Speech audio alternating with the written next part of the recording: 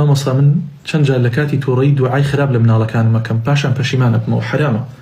لا تدعوا على أبنائكم ولا على أنفسكم. پێغەمبەری خوا صلی الله عليه وسلم فەرمیێ ئامان نەکەن دوعا لە خۆتان بکەن یا دوعا لە مناڵەکانتان بکەن. دوعای دایک گیرایە وریابە کاتی ئەڵێی کوڕەکەم یاخوا کێربی یاخوا جوانە مەرگی کچەکەم یاخوا قەت نەگەی بە مرازی خۆت ئەگەر گیرا بوو فلا تلومن إلا نفسك.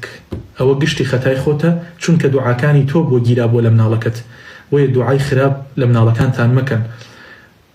سەتەهای وەکو تۆ هەیە عەزیزەکەم خوشکی بەڕێزم برای بەڕێزم هەزارەهای وەکو تۆ هەیە تاران و توران و هەندەران ئەکات بۆ ئەوەی خوای گەورە پارچە گۆشتێکی داتێ مناڵێکی داتێ ئەگەر کەڕ و کاسیش بێت ئەگەر فقتا ئەگەر هیچی نەبێت بەس پارچە گۆشتێ بێت خوای گەورەیشە نەیداوە پێی سابیرە شکورە بە مناڵێکی نوقستان بەڵام کاتێ خوای پەروەردگار مناڵێکی داوەتە تۆ ڕەنگە هەندێ لاساری هەبێ هەندێ جار بە قسەی تۆ نەکە سەبرت هەبێت ئینشاءڵڵا مەرحەلەیەکە و تێپەڕێنێت خوای پەروەردگار مناڵی هەموو لایەکمان ساڵح کات ئەوەی مناڵیشی نییە خوای گەورە مناڵی ساڵحی باتێت اللهم آمین.